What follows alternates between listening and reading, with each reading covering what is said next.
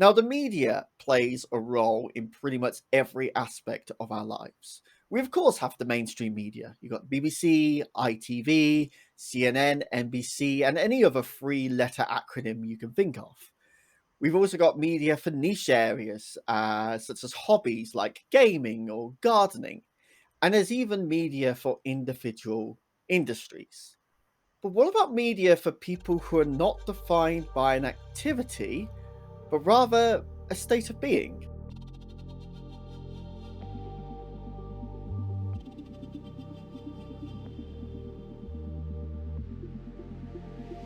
But I really want to understand the context around your career path because I see from your LinkedIn, because that's the depth I go into on these interviews because I'm sad and have no life, that you studied aerospace engineering. Yeah. Now, to my layman's perspective, they don't seem to have any relation. So, what are the factors that made you say, I want to do media instead? Actually, it's probably simpler than it appears. I got my degree in engineering, had a great job in R&D, research and development, and I could have done that until I retired. I could have done that for 40 years. But literally, what happened was that I was working in a lab with these guys that were much more advanced than I was. They all had their PhDs, and I just had a regular bachelor's degree. And I just thought, this is boring. Like, I'm going to do this for the rest of my life? You got to be kidding me. But being in the low man on the totem pole, I ended up kind of interfacing and working with some of the salespeople in this company, helping them with their clients coming in and so forth. And I realized I enjoyed that. I enjoyed talking about technology, but not necessarily working as much in the back of a lab, but actually talking to people about it. So I made that leap and I went into sales as an engineer.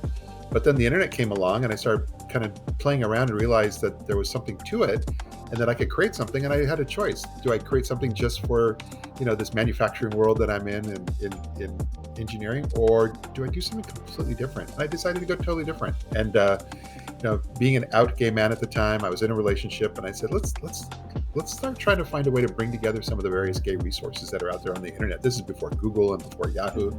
So I went gay. But was able to build a business because I was comfortable with technology and I loved going out and talking to people about it. And that's the shortest, quickest. That's been my whole career ever since. Paint a picture for me. What was the internet like back in 1995? Yeah. I sort of became conscious of the internet sort of like mid 2000s, so I know Yeah. that looked very different. So just describe 1995 for me. Well, it's hard. It's hard to put into pictures so that people would understand. It was a ghost town, and so just to get on the internet was tricky. But I decided to jump in with both feet. So I really dove in and researched this, figured out how to get online, and then you get a web browser, which you're thinking to yourself, what is a web browser at the time? And then you finally get yourself on this internet and you start figuring out the structure of it. And there's just a few little resources here and there, and it's mostly text. And what I was finding was that there were a variety of different gay, lesbian, not as much transgender, but just gay, lesbian resources there. But they're very far flung, and there was no way to really find them unless you knew what you're looking for.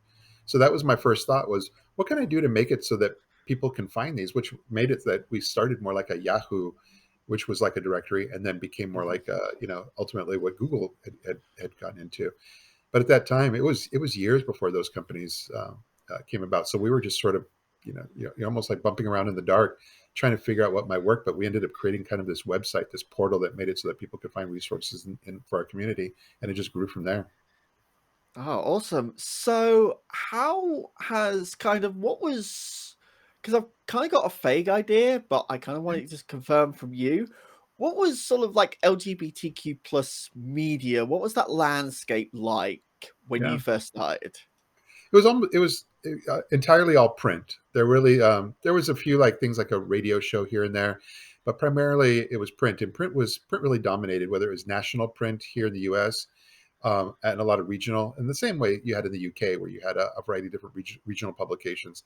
And print Mhm. kind of varied. You would either have like larger newspaper style and more hard hitting news, or you would have kind of those pub rags or gay rags where you kind of saw what was going on in the bars and events, and they were more fun and festive little things. So that was it. And it really took a while for that to kind of migrate online. So companies were new companies were starting to try to recreate some of what was existing in the print world into the online world, and then a lot of the print folks said, "Hey, I want to, how dare they? I want to be there too." So you ended up with some of the print, but not all, kind of catching up and making themselves really relevant online as well. And you can even fast forward to today. Some of them are still online, in print, online, and very strong on social media. So some have really evolved over these like almost 30 years in a very good way. Hmm. Yeah. So what's that evolution sort of look like kind of now? Because I almost can't imagine it. Yeah. Like when I'm thinking of media, like I am connected on Twitter all the time. I could reach, in theory, anyone within seconds. It's part of why we have connected. So can you expand more on how it's all evolved? When we look at it, it seems like it's just always been this way, but it was a very slow progression. And so even, we were doing a lot of retailing online as well through our website. That actually helped fund our growth. And that was before Amazon was doing anything more than just a few books. So all the opportunities were coming along. But once we went from retailing into the world of banner ads, and banner ads didn't kick in until like the early 2000s in a more business-like way. And so once banner ad advertising became more substantial, and then email campaigns, you ended up with more of a business model forming. And so the other media that were out there in print started to see, hey, I can make money out here in online as well.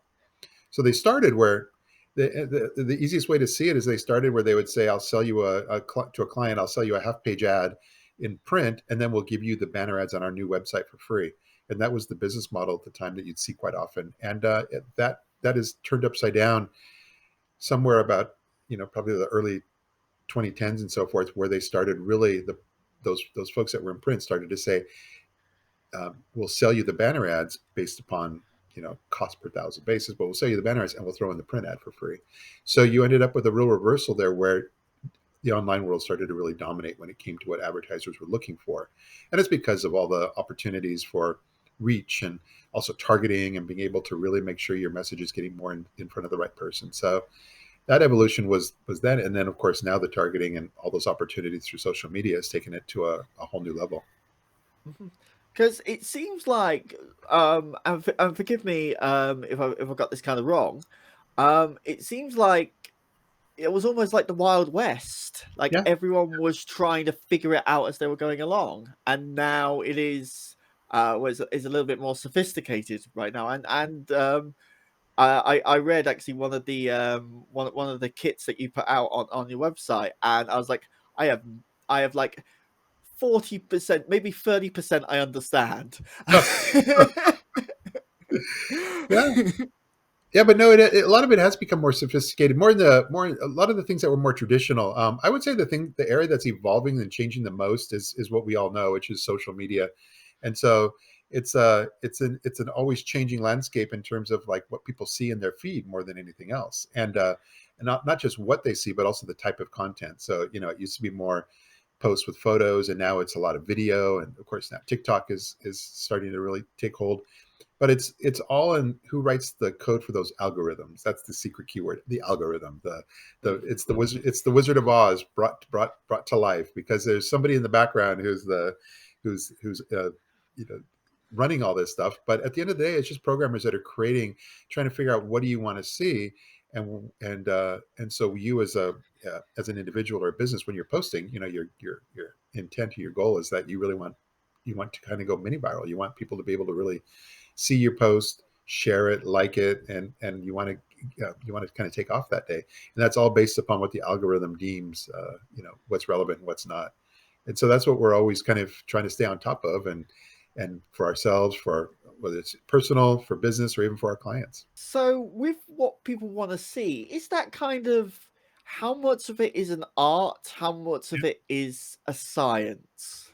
Well, I think that's the hardest part. I mean, and that's why I always say the easiest thing is that Facebook probably has it easiest, because they only show you things from basically, it used to be just people that were your friends and colleagues, the people you're following. That was almost 99% of what you would see. The only business things you would see were things that were you could follow business pages. They used to be called fan pages, and they became business pages. You could follow those, but you weren't seeing their content in your feed unless they paid for it.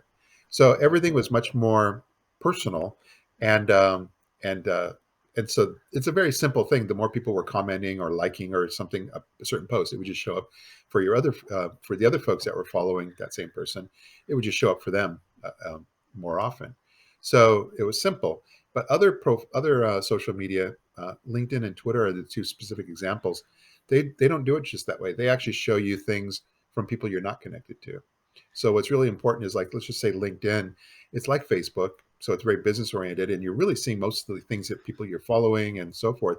But you'll oftentimes see things from people you're not connected to, but everybody you are connected to seems to like that post. And so it's basically it's crowdsourcing. That's Yeah, the simplest word. And so it's crowdsourcing what is the most popular, and it's also a popularity contest. But it's done in such a way that most of us can achieve some popularity somewhere along the way, based upon those key things of being authentic and creating something people want to read or engage with. And so LinkedIn's really good at that, where they'll actually show you things from folks that you're not connected to, that you could follow them, so you can really expand your network, and you can get your story out there to people that don't know you. But Twitter does that as well. So when you think about the complexity, like to write code that says, number one, for Facebook, it's easy, just show this the most popular stuff to people that you're following. But to show you things from people you're not following is a whole different level of trying to figure out or anticipate in code what that person would want to see. And it floors me. Like, a lot of times Twitter gets it wrong, and they'll show me things I'm yeah, like, what were you thinking? But more and more often they're getting it right. And getting it right means that they're going to have more people spend time on it. For us, it's become our number one place that we post and we get the most engagement with and so forth, because it's got the most opportunity. A lot of people don't see that, because they're looking, because they like Instagram. It's friendly, it's nice, and they're comfortable with Facebook. But it's the other two, it's LinkedIn and Twitter, that actually do most of the heavy lifting and have more power to them. that's really interesting, because that sort of converse with everything else that I've kind of heard. Yeah. Converse, what a weird word for me to use. But yeah, I do agree with you on the LinkedIn front. There are times I've been scrolling through the feed and I've looked at someone, I'm like, who are you? Actually, no, that's quite interesting. Exactly. And yeah, I know at the time of recording of this a few days ago, Elon Musk hinted that he might give out the source code. Um, that expression you just did tells me he's not gonna do it. Well, the code's always changing, so it doesn't really matter. I mean, um, I'm not a big fan of his at all, Yeah, but I will say that as far as the code that they have kind of played around with, and they have done a lot of changes on the Twitter code to decide what I'm going, what we're all going to see on that feed. I would say for us, because we have a number of different Twitter profiles, and for every one of the profiles, what we're seeing is far higher quality than it was 6 months ago, and yeah, and it's also performing really well. And they've put in a counter so you can see how many impressions you and all the other posts get, and that's been very helpful, because it really shows you what is resonating with folks and what is not. It's not just based on likes. You can actually really get out there with certain posts, and go from just 1,000 people seeing, or 1,000 impressions, to some posts getting up to 50,000 impressions. And that's ultimately what we know that we're not getting that on every one of our posts, or we'd all be super famous, but we're getting that. yeah, If you can get that once in a while for your business without paying extra for advertising, you're doing quite well. yeah, yeah. And advertising is obviously something you care a lot about. And I'm gonna admit, like, my only experience in advertising is making a listing on eBay. No. So introduce me now to kind of your part of the work, and walk me through the process of putting an advertisement campaign together. Well, I'll start with what we're talking about now, even though, in some ways what we're doing is I'm starting in the middle. But what I will say is that a lot of people in today's world, especially right now, 2023, you're seeing a lot of people that will be on Instagram with their own personal or business feed, and they will boost a post. And so people are advertising on Instagram more than anything else, because you can just you're on your phone, you could say, I want to spend $20. And what you're doing is typically, in almost all cases, you're letting Instagram just kind of figure out who to show that ad to. And for the most part, it's going to try to show it more to the people that are following you, but it may Mm, actually reach out to people that you don't know. So you're not really sure, but they do a pretty good job of being able to just sort of get your post out there very simply. But that's how Facebook started with it. It was called boosting a post. You post something on your business page on Facebook, and they would say you want to boost it. Boosting was, again, just like your personal feed. It was very linear. It means you're just going to show it to more of the people that are following you already. But that's good because you want that visibility. Yeah.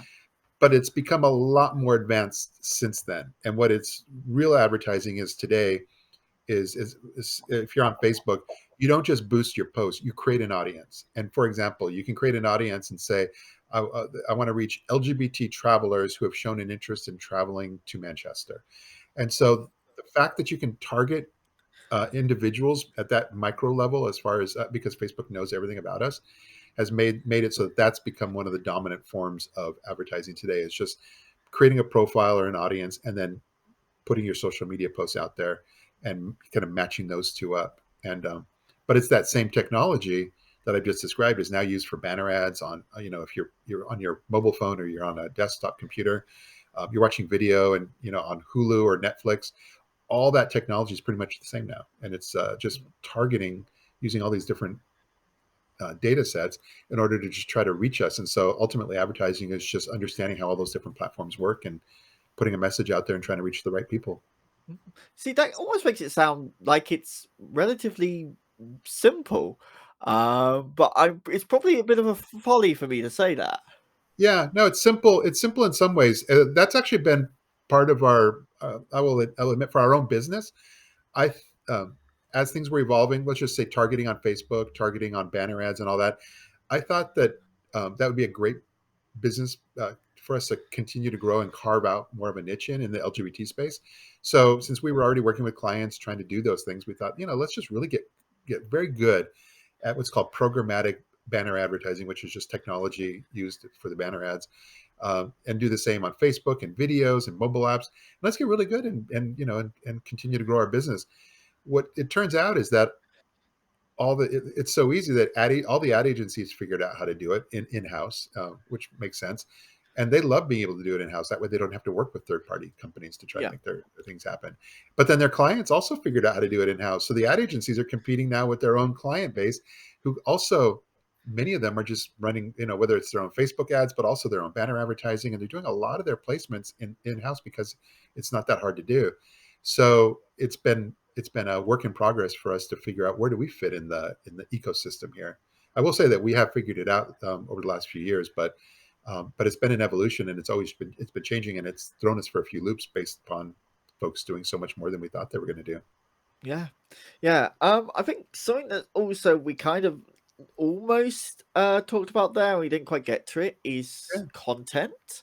yeah. Um, is there any kind of like sort of magic content that does work, or is it all down to just being right place, right time, and pressing boost at the right time? No, I would say I think the simplest way, because content is now from where we're sitting, it's the dominant form of advertising. Mhm. It's content is king, content is first, but it's really about understanding what I would say is where short form content and long form content comes into play. So let's just say if you have an article, the simplest thing, you've got an article, you're a destination, and you want people to know about the events going on this summer in your destination, that LGBT events. Um, so you put the article together, but how do you get that? How do you get awareness of that article out on social media? Well, you got to put it into small sound bites, and so part of the art, part of the science here is taking that content and then putting it into smaller sound bites and then pushing it out through Twitter and Facebook and so forth, because you've got to get people's attention really quickly, because they're on their phone or Yeah. they're on their desktop and they're just scrolling along. And then when they're scrolling, you've got to get their attention and make them go, "Oh, that looks interesting. Let me click for more." So it's that idea of getting people excited in the short form, click for more, and that could be longer YouTube video and so forth. But if you think you're going to put a 45-minute YouTube video in front of somebody and have them on a feed going, "Oh, I'm going to stop what I'm doing and spend 45 minutes to watch this video," I would say you're probably mistaken. And so you can see when I say that a little flippantly, there's a lot of mistakes people are making because they make these assumptions, but they're not really thinking it through. They're just like, I made a video. I want everybody to watch my video. That's the way it is. I know I'm sounding weird, but the world doesn't work that way. The world is Mhm. they're in control. So you got to work within their parameters and short form. Just get there. If it's video, have a quick little 15-30 second snippet that makes them go, oh, that looks interesting. Let me find out more. And Yeah. that's a big part of it. You know, now I think of it, that's how I found most of my favorite podcasts. Yeah, yeah, Over here in the UK, I think the most popular podcast, aside from Joe Rogan, is Diary of a CEO, yeah, with Stephen Bartlett, and he does exactly what you described. yeah, A whole bunch of short form content that goes on the feeds. I think he does like 3 a week, yeah, in terms of the social media content that he puts out. And yeah, and then he goes for like one super dramatic video for yeah, every episode, which I absolutely love. So I'm going to come back to travel in a minute because I know travel's a big thing for you, yeah, and I'll circle back to that. But something that I'm sort of kind of really interested in as well is inclusivity and representation. yeah. Um, Obviously, it's gotten a lot better over the past 20 years, quite fortunately. So, what steps could someone who is advertising take to make sure that something isn't just tokenistic and stereotypical and is actually useful and helpful for Yeah. the LGBTQ plus community? Well, usually when it comes to diversity and inclusion in marketing and advertising, it's usually imagery or video. Mm, Um, and I will say that the more our world, as we were just describing, a lot of the world is going more towards all this content that's out there on social media. But a lot of that content, let's just say, for example, there's an event in Palm Springs, and there's all these people capturing photos and video. You as a destination, you can work with those all those users, all those people, and you can leverage their content and share it and repost it through your own network. Well, all of a sudden, you've eliminated a lot of those issues. You're not dealing with trying to find the right models that depict the right diversity that you want to put forward about your business or your destination. It's already out there, and it's being done in what's the most authentic way possible. It's real people. yeah, So, long story short, the more you're working with, and it doesn't have to just be user generated content, but that's where influencers come in, and a lot of these folks are out there, and they are capturing things that are very much in the real world, as opposed to kind of the scripted or you're not casting for imagery in a photography session. And so the more you lean towards that direction, the more you become much more you know the way the rest of society is, which of course is, especially here in the U.S., extremely mixed. And so that's the easiest answer. But if you are creating content specifically that is more scripted, and you're going to create a higher end video, I will say that most organizations that are targeting the LGBT community have kind of diversity and inclusion really embedded in their DNA, and so they know that it also comes down to showing diversity, whether it's in the African American community, Asian, and so forth. And I would say a lot of them have gotten it quite right in that respect. I think the reason why I asked that question is something that I discovered at university, was the concept of the pink dollar. Yeah, You've sort of come across it, and as soon as I learnt what that concept was, every Pride Month, I saw everyone suddenly change to the pride flag, and then we get, I think it was, I can't remember what month it is. That's how much attention I actually pay. We get to the next month, first of the next month, and it's everyone's back to their normal logos. So that's kind of where that question come from. But have you got any observations on that front? yeah, and I do have opinions that don't align as well with a lot of some of the things others will say. And what I mean by that is that, I remember a day when we felt lucky or happy if we had a Pride Day, and then all of a sudden it was Yeah, like Pride Weekend. Not to say that we should be less deserving, or I should be more appreciative of what we got. It's not that. It's just that the fact that a lot of the world has really dedicated an entire month to really celebrating the LGBT community. I think a big part of what we should look at is just, if you're going to select an organization and kind of dive in and see what are they doing year round, then it just becomes looking at what are they doing, whether internally through their own HR departments, and how do they treat their people that work for them, and what are they doing to kind of keep themselves relevant and out there and visible year round, without necessarily having to redecorate their entire front lobby all pride.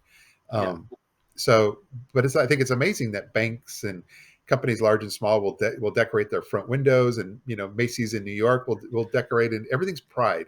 So the fact that they do that for an entire month is actually a real win for us. I think we've done Yeah, an amazing job, because there's a lot of other communities out there that are deserving of attention, that also get other months of, whether it's Black History Month.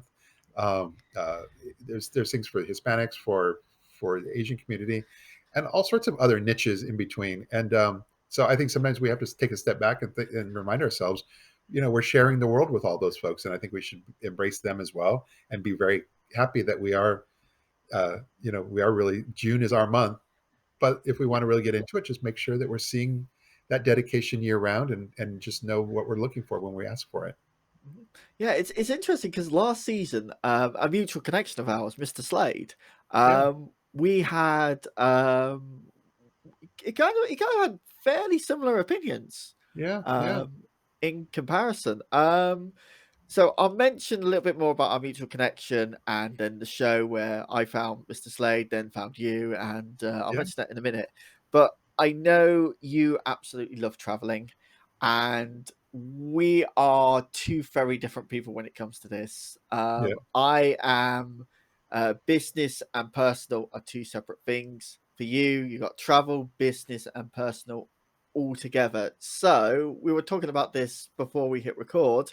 yeah. Um, do you want to take it away from here? Yeah, no, I'm just I'm living the life that I had. Like, I didn't know what it was going to look like many years ago, but it is what my best life in that sense. And Yeah, what I mean by that is that I do love to travel. So does my husband. We love to go to different parts of the world. And prior to the pandemic, see, I can work anywhere. Like, as long as I have, in today's world, as long as I have Wi-Fi, between what I can do on my phone, my iPad, and my computer, it doesn't matter whether I'm on a beach in Mexico or in Paris, wherever it is. As long as I've got a nice place to work, I can get all my work done and continue on my merry way.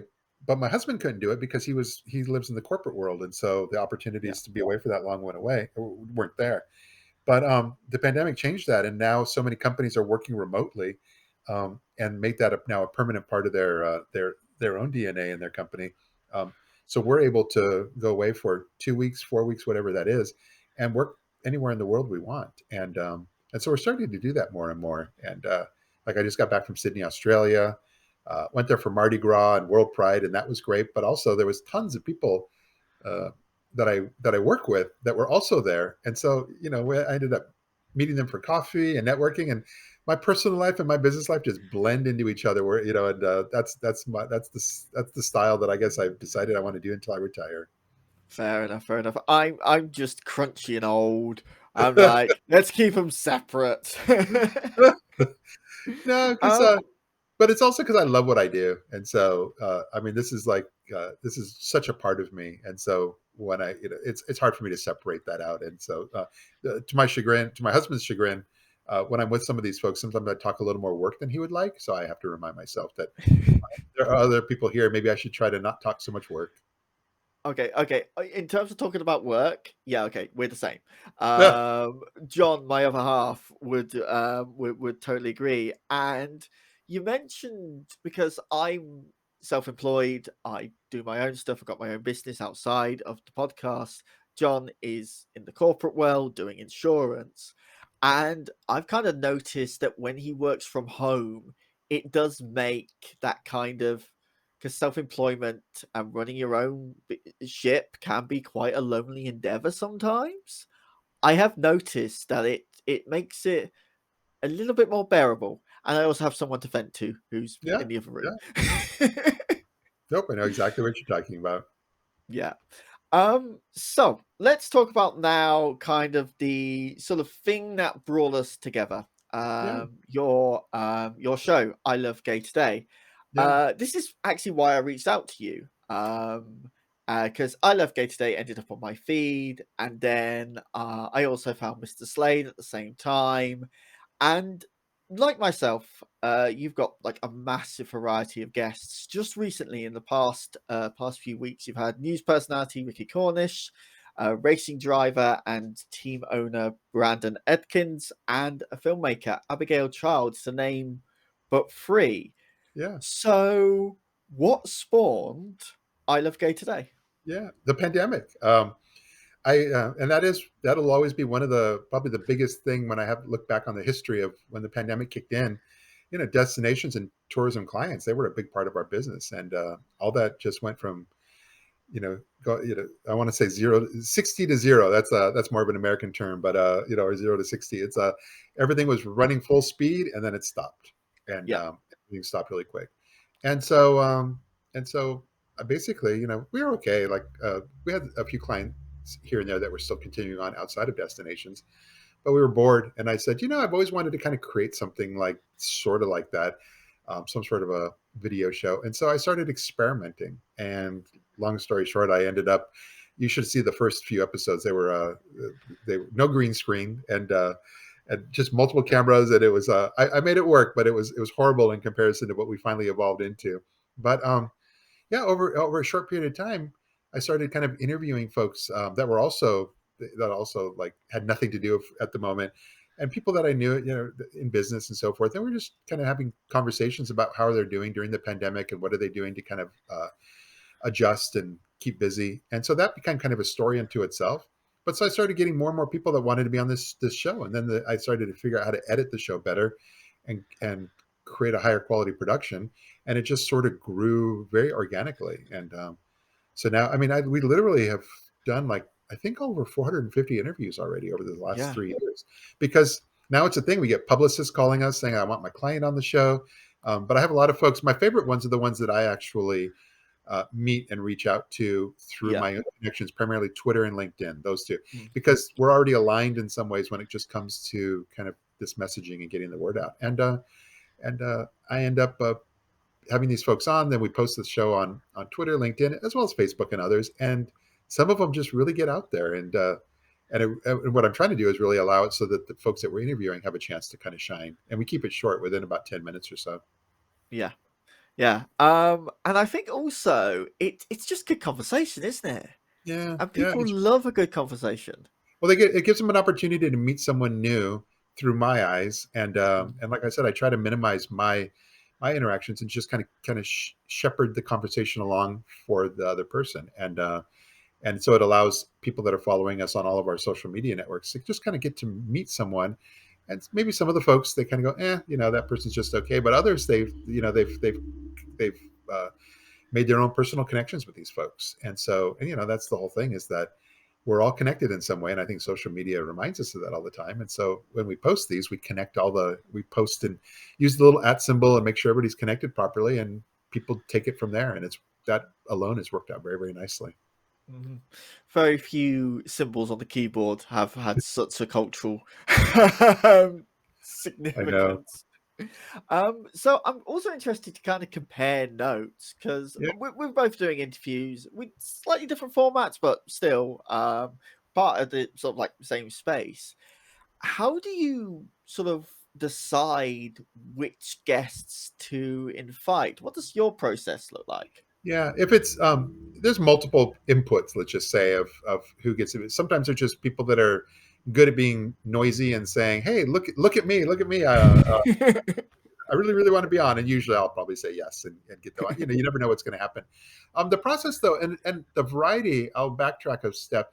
The variety of different types of guests we have is based upon the fact that the whole I Love Gay thing, before we did I Love Gay Today as this video show that you had found, um, had been existing for a few years already on Twitter as this network of different profiles. So we'll have like I Love Gay Music, I Love Gay Movies, and let's also regional I Love Gay LA, I Love Gay New York. So we have all these profiles, but they speak specifically only to their niche. And so they Yeah. only follow and engage and post only for New York or movies or theater, whatever it may be. Um, so what I will end up getting is that through, like, let's just say I Love Gay Theater, I will be interacting in general with someone who's got maybe something really great going on, and they're posting a lot, and they're getting good mileage for their posts, and we're already engaged with each other. So it's very easy to just say, "Hey, I would love to talk, have you tell your story on our show."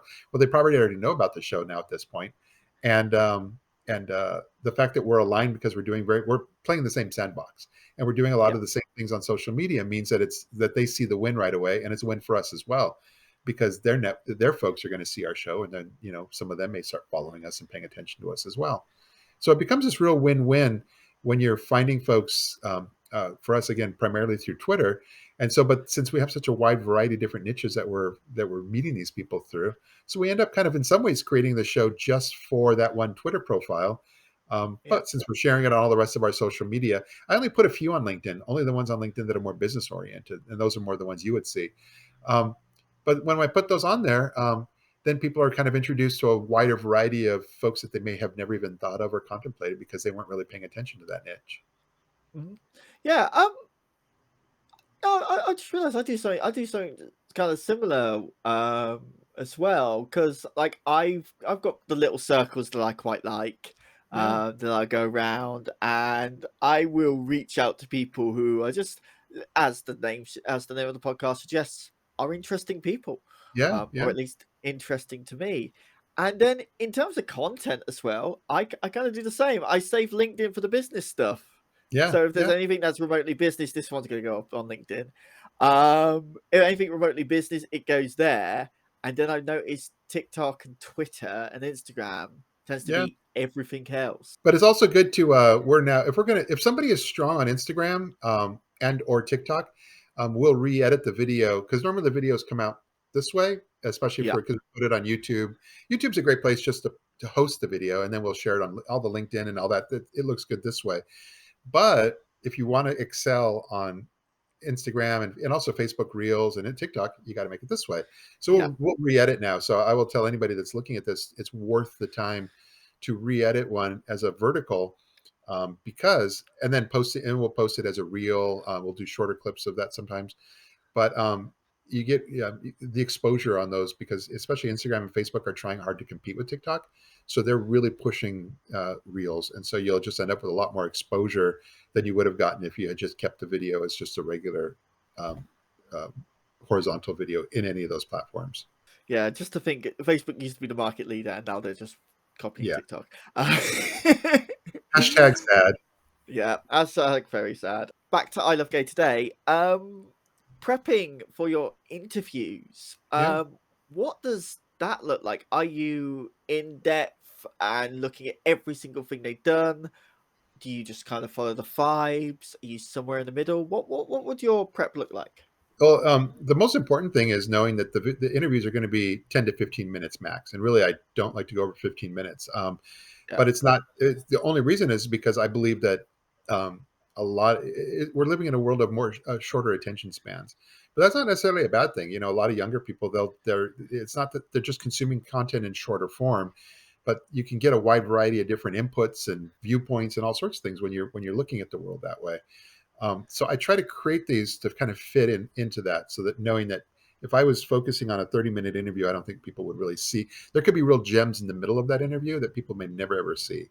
So the yeah, shorter, the more opportunity there is for people to see those gems. So what that means is that now the interview itself, it's not necessarily going to be superficial and lighthearted, but what we'll be doing is focusing a little more narrowly on like a specific activity or something somebody is doing at that time. So what we try to a lot of times if it's I see somebody with a movie release, a book release, whatever that is, that's easy because then we can really talk about just that. But sometimes if somebody's out there in the community and folks don't know, we could talk about some of the highlights about what they're doing and still get that nicely within 10 minutes. But the research involved is just simply, I actually do research before every single interview, but I just dive in and I yeah, primarily look at all their social media. I look at their social media and I want to know what are they talking about? What seems to be important to them, not from on their website, because their website can be more static. What are they yeah, talking about? What seems to be exciting for them? What are their passions? And who engages with them? And you start to kind of develop a picture of who that person is based on all their social. Google search will kind of round out some of the edges with other articles that or interviews that have been written about those people. So I pull all that together, and then I'll just take these little notes, and I'll keep the little notes as a little window above the Zoom window. And so then that way, in case I space out and forget something, I always have all my little notes so that I can always sort of look back up to that as the conversation's going and keep the conversation going. Um, yeah, which isn't too hard when it's short. So 9 times out of 10, that works very smoothly. The only time it doesn't work is if sometimes you just have a harder time keeping a conversation going with someone for a yeah. variety of reasons. And if it's not the perfect fit, then it's a little bit more of a struggle. And so you're kind of looking at the notes and trying to keep things going. And it doesn't happen very often, but when it does, it it's just something to take into account. So the research has helped kind of smooth that out as well. Yeah.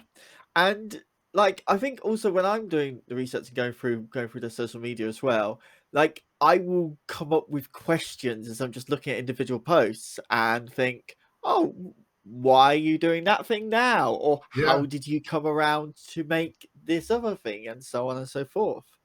And to circle back to something that you mentioned there very briefly as well, you talked about little nuggets in these yeah, 45-minute interviews. yeah, And goodness knows, I've done 2-hour interviews as well.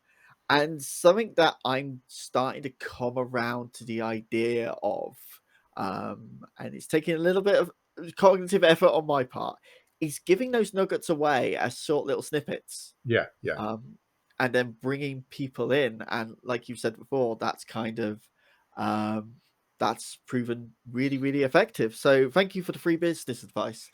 No, I've been, I'll get your invoice in the morning, I imagine. I will tell you, I've been experimenting with nuggets, even in my 10 to 15 minute ones. I've been experimenting. The only feedback I'll give you, it's a lot of work.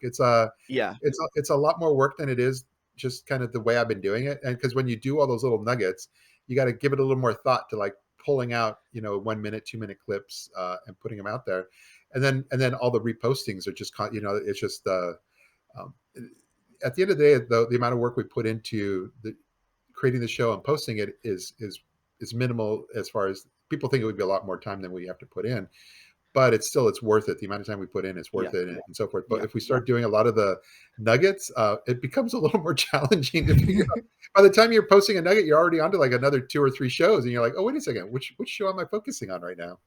Yeah, yeah. I'm trying to be better at it. Yeah, I'm yeah, trying to yeah, do it as I edit, but yeah, there we go. So I have a little tradition how I like to end my episodes, but before I do, yeah. where can people find your company? Where can people find you online if they Yeah. wanted to reach out to you? Yeah, through I'd say the easiest thing on any social media profile, my personal is Matt Scal, Mattkskal. So I use that universally on everything. And for the business, it's Pink Media LGBT. So the website is pinkmedia.lgbt, but all the social media is just that Pink Media LGBT. And so we've unified all that, so it's real easy for folks to find us on any platform using one of those two. Yeah. Oh, I can vouch for the power of unifying your usernames. Early days of this podcast, there was Tom underscore meets underscore, and then another one was Tom meets people, and then there was Tom meets interesting people, and it just got, oh my goodness. I was Oh, like spending 2 minutes just reading out all my socials. yeah. Nope, nope, you don't want to do that. No, not at all. Like that's free advice for like everyone listening. Unify your socials. So I have a tradition where I end every episode with the questionnaire, and Yeah. these questions come from the Proust questionnaire, which were later adopted by Bernard Pivot. And then later by James Lipton in Inside the Actors Studio. And now I present my Good Luck and Don't Fuck It Up adaptation to yourself. Oh my goodness. I didn't even write that in. That was just straight off the top of my head. That was Uh, good. okay, question one. What is your favorite word? Word. Indeed, because my husband used to say it a lot when I first met him, and I found it as a great way to remind him of the early days of our relationship, when I just look at him and say, "Indeed." Indeed, indeed. And Teal'c as well from Stargate. Said it all the time as well. Like grew up on that stuff. Absolutely grew up on that stuff. What is your least favorite word? um, I would say it's all those heavy tech PR words like robust, state of the art, and paradigm shift. Every time, all those things are. Oh, I think my number one most worst word is. I'll surprise you. I'll surprise anybody watching this. It's the word authentic, because it's overused. I think everybody says, "Oh, you have to show your authentic, true self, authentic this and that." But in the world of marketing and advertising, they're kind of alluding to the fact that so much of things have been kind of fake so long that they're trying to make it more real. And they're saying that the more the advertising should be more authentic in that sense. And it's just it's constantly reminding us of a world uh, that maybe was more fake than what we'd like to admit. Yeah, yeah. What engages you? Yeah, just primarily people, and people that have new ideas, new concepts, new and folks that that are just open minded to being able to listen and learn, which is, of course, in today's world is harder and harder to find. Yeah, yeah, no, totally. What disengages you? Yeah.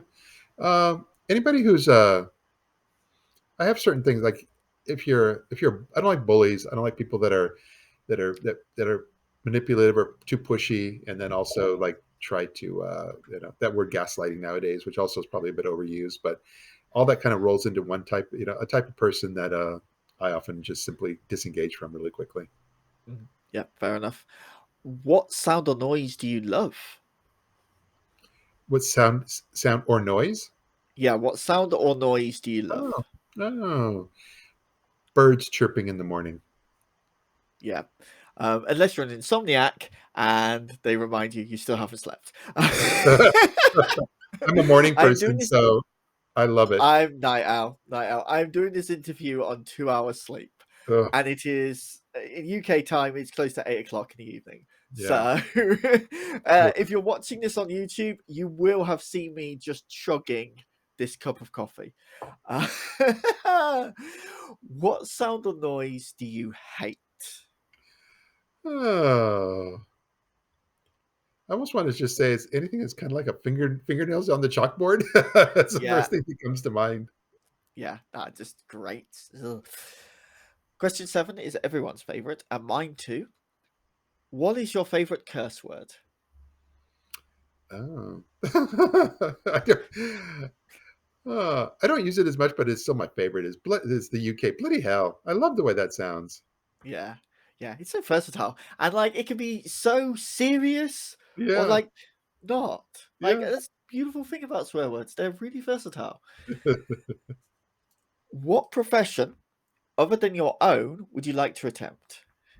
Oh, I actually, I actually think I would have made a good lawyer if I'd Mhm. started all the way at the beginning.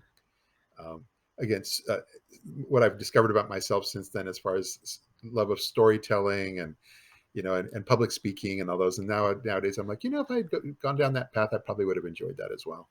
Yeah. Yeah. What profession would you not like to do? Oh, anything that was probably mundane. And I mean, I got bored working as an engineer in an R&D lab. So can you imagine if I was like a factory worker doing the same thing day in and day out? And Yeah. that would have driven me completely nuts. Yeah. No, totally. Totally. The final question. If you could say only one statement to any one person, Hmm. what would that statement be? And who would that person be?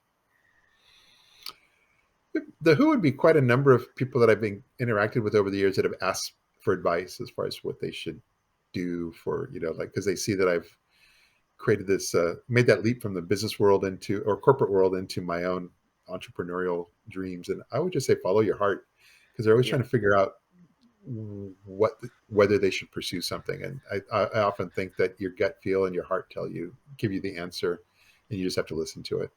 Mhm. Yeah. Brilliant. I think that's a great note to end this episode on. Matt, remind us, where can I find you online? Yeah, pinkmedia.lgbt and or just Pink Media LGBT on social media. And don't forget to check out our show on all of the social medias as well. We got Twitter at Tom Meets People, Instagram, same username, TikTok, same username. YouTube, though, deviates a little bit. But we've got ourselves a handle. It's at Tom Meets Interesting People. And if you're listening to this in a regular podcast player, absolutely adore Good Pods. Make sure you give us a rating on that.